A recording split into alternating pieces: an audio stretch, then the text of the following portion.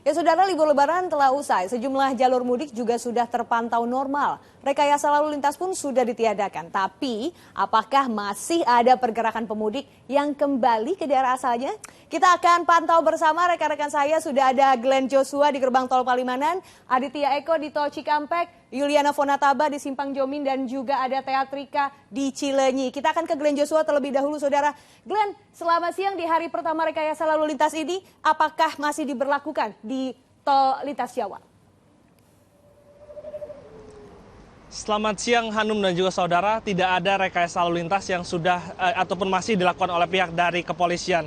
Sejak tadi malam kami pantau memang pihak dari kepolisian yaitu Korlantas Polri sudah menghentikan rekayasa satu arah dari arah Semarang menuju ke arah Jakarta.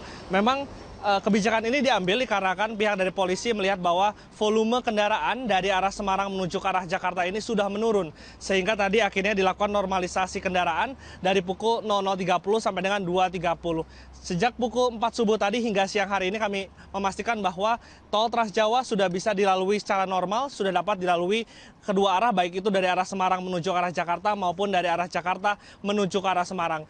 Untuk situasi dari gerbang tol Palimanan pada pagi siang hari ini kami pantau ramai lancar meskipun memang puncak arus balik ini sudah terlewati, Hanum. Kami melihat bahwa kendaraan dari arah Semarang masih ramai, di mana ruas jalan tol juga kami lihat setelah ataupun sebelum gerbang tol Palimanan ini terpantau ramai lancar, kendaraan bisa melaju di kecepatan 60 sampai dengan 80 km per jam dengan jarak antar kendaraan kurang lebih 50 meter. Namun di gerbang tol Palimanan ini sampai dengan siang hari ini belum ada transaksi elektronik yang diberlakukan. Tadi kami sempat menanyakan kepada pihak dari pengelola tol dan mereka mengatakan bahwa masih menunggu arahan dari Kementerian PUPR dan juga BPTJ untuk bisa memastikan kapan nantinya transaksi elektronik tetap akan dilakukan. Kembali ke Hanum.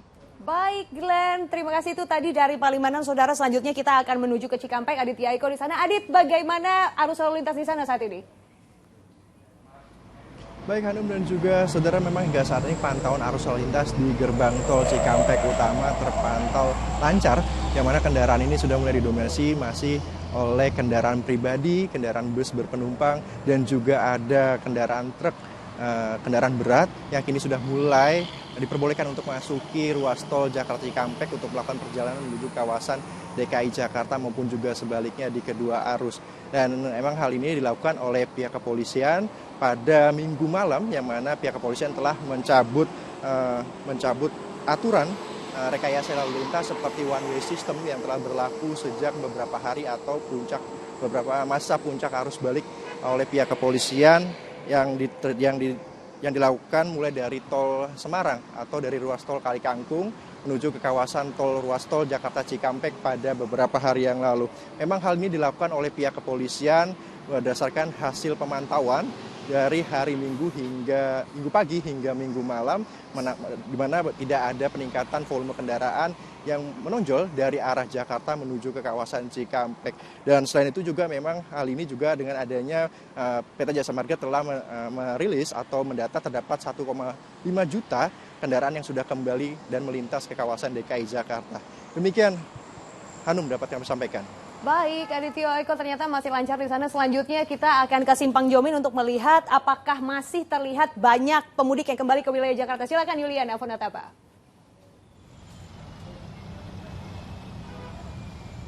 Betul Hanum, siang hari ini dari pagi kami pantau memang masih ada pemudik motor maupun mobil yang mengakses jalur arteri untuk mengarah ke DKI Jakarta. Kemudian kalau kita lihat memang siang hari ini arus kendaraan dari arah Jakarta yang menuju ke Jawa Tengah, Jawa Timur dan juga Cirebon, dan juga di arah sebaliknya di Simpang Jomin, Karawang ini terpantau ramai lancar. Meskipun ramai lancar, memang menurut data ini memang jumlah kendaraan yang mengarah ke Jakarta ini memang meningkat. Namun hari ini lebih sedikit dibandingkan dengan kemarin. Dan kalau kita lihat juga memang ini artinya bahwa dengan adanya kebijakan WFH, kemudian diperpanjangnya masa libur sekolah, ini nampaknya bisa mengurai atau membuat pemudik ini tidak serentak untuk kembali ke ibu kota. Dan terkait dengan rekayasa lalu lintas, ini juga sejak tadi pagi ini sudah dinormalkan, kemudian di jalur arteri yang biasanya kalau dari arah Jakarta menuju ke Bandung ini harus memutar balik arah lebih jauh, hari ini sudah bisa mengakses jalur arteri dengan normal dan di Simpang Jomin ini sudah bisa mengakses 2 jalur. Demikian yang dapat kami laporkan dari Simpang Jomin, kembali ke Hanum di studio. Baik, Yuliana Fonataba, terima kasih. Nah, saudara, selanjutnya walaupun libur lebaran ini sudah selesai, namun kemacetan arus balik belum juga selesai di jalur selatan. Sudah ada Tea Trika Putri di Limbangan, Garut, Jawa Barat. Tea, apakah ada rekayasa lalu lintas untuk mengurai kemacetan di sana?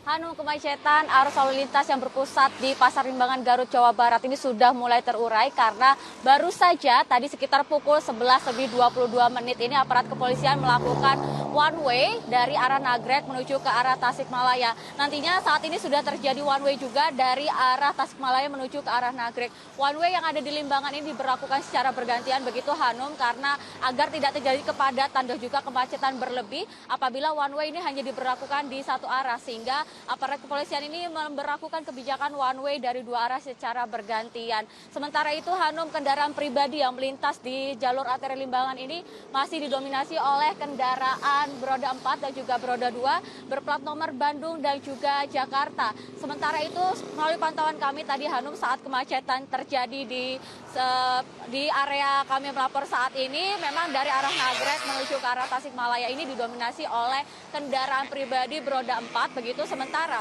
dari arah Tasikmalaya menuju ke arah Nagrek ini didominasi oleh kendaraan pribadi beroda 2 atau sepeda motor.